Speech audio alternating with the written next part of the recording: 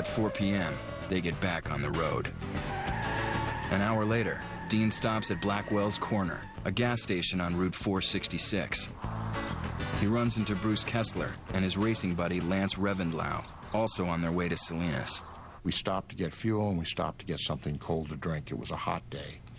And while we were there, the 550 Porsche came in. Jimmy had been driving the Porsche and trying, I guess, to get some time in the car. I don't think he really had any time in the car at all. Besides Wutherick, Kessler is the last person to speak to Dean. They make plans to meet for dinner later that night. We arranged a place and time, and we left about probably 10 minutes before he did. That night, Jimmy never showed up. We didn't think much about it. I know he was looking forward to the race, and I know he talked about what it was like to drive this car, because it was a brand new experience, and it was a big jump.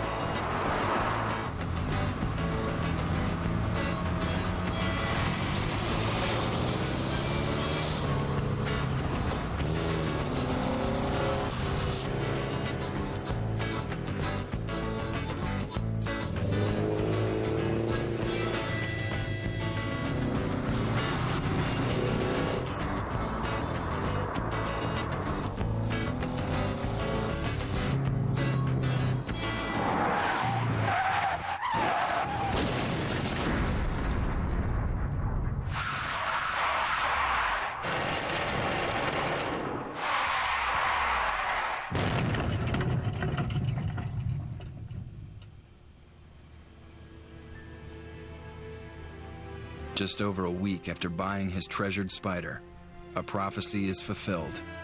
Dean loses his life. The cars collide at a Y-shaped intersection.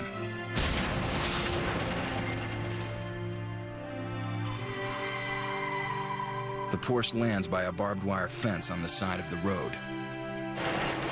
The Ford Coupe turns counterclockwise and slides 30 feet from the point of impact. Highway officers Ernie Tripke and Ron Nelson arrive on the scene at 6:20 p.m.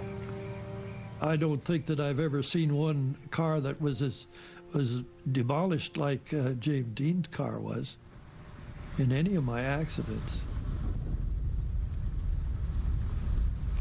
It looked like it had exploded. It's a very light car made out of aluminum, and when it hit the heavier Ford, it just totally disintegrated. My first job was try to protect the scene.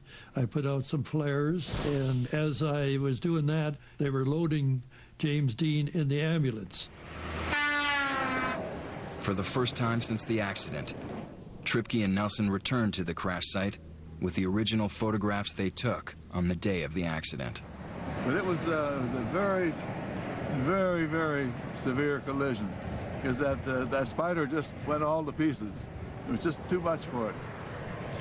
Dean's car traveled 45 feet after a point of impact and ended up over here next to the telephone pole.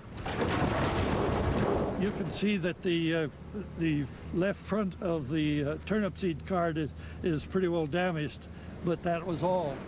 It was our duty to try to determine what caused the accident and get statements from all participants in the accident. If there were any skid marks, to measure the skid marks, and if there were any pertinent items that should be photographed, namely the highway, vehicles, and so forth, we would do this. The photographs taken by Tripke and Nelson are crucial documents for the investigation. This evidence is used 2 weeks later. On October 11, 1955, a jury attends a coroner's inquest into the accident. But conflicting eyewitness reports leave many questions unanswered. Major issues, including how fast both cars were traveling, remain open to speculation. 50 years later, accident investigator Mike Kennedy and his team have come to the crash site. They'll use original evidence and modern forensics to solve some of the mysteries surrounding James Dean's death. Crash Science: James Dean's Death will continue. December 17th, the Bible has defined the life of Jesus. But is it the whole story? A series of authentic ancient documents have been discovered. They claim Jesus was an angry adolescent, had a special relationship with a woman, and that he was never crucified. Now, Explorer decodes the mystery and examines the secret lives of Jesus. Premieres Sunday, December 17th at 9 on the National Geographic Channel. Dare to explore. The best in German engineering. A powerful motor. And a handling system for precision and control from Braun. Introducing the world's first electric shaver with the expertise of Gillette Blade technology. Precisely angled edges cut hair more effectively with every stroke. For Braun's closest, most comfortable shave ever. It even cleans and renews itself. The new 360 Complete from Braun. Precision, control, perfection. Avocor announces, we're putting our money where your hair isn't. Order right now and get an extra free month supply. We're doing it because Avocor's formula is FDA approved to regrow hair in as little as 2 months. And that means more.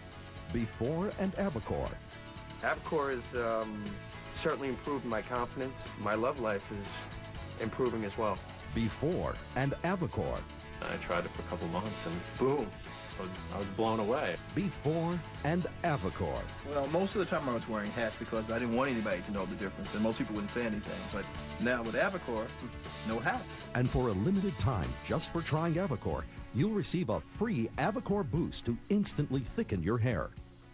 We're putting our money where your hair isn't. Avocor's NutriCap helps strengthen the condition of follicles damaged by DHT, the leading cause of hair loss. Order right now and get an extra free month supply so you can be another Before and Avocor. It's real. No surgery. Before and Avocor. I was thrilled. I was thrilled to finally look like my old self again, or at least not to worry about a patch hanging out on the top of my head. Before and Avocor. My girlfriend noticed that my hair was growing back, and she got really happy, and when she's happy, I'm happy. Before and Avocor means Avocor got my hair back. Avocor got my hair back. Yeah, looks like Avocor got my hair back. And for a limited time, just for trying Avocor, you'll receive a free Avocor boost to instantly thicken your hair. We're putting our money where your hair isn't. Order right now and get an extra free month supply. And for a limited time, get a free Avocor boost. While supplies last. Not available in stores. No prescription needed. Call 1-800-263-4106 today. This is a limited time offer, so call 1-800-263-4106. That's 1-800-263-4106. 3 animals begin one journey in the womb. Their first moments seen for the first time. In the Womb, Animals. Premiering tomorrow at 8 Eastern, 9 Pacific on the National Geographic Channel. Next. When you're flying through the air at 140 miles an hour, that's not very satisfying. These extreme racers recount how they walked away from the ultimate crashes. Coming up next on the National Geographic Channel. Crash Science, James Dean's death, continues. The details of James Dean's tragic death in a violent car crash are still debated 50 years later. Central to his star image is his love of speed and reckless abandon. But were these traits to blame for the crash that killed him? On October 11, 1955, a coroner's inquest took place in Paso Robles, California, to determine the causes of the accident. The jury hears cross-examinations of eyewitnesses, including Don Dooley and Highway Patrol officers Ernie Tripke and Ron Nelson, who presented the photographs they took of the crash scene as crucial evidence. Lawyer and author Lee Raskin has researched the crash and the inquest in great detail. This inquest, because James Dean was involved, took on a circus attitude. Contradictory testimony added to the confusion and controversy.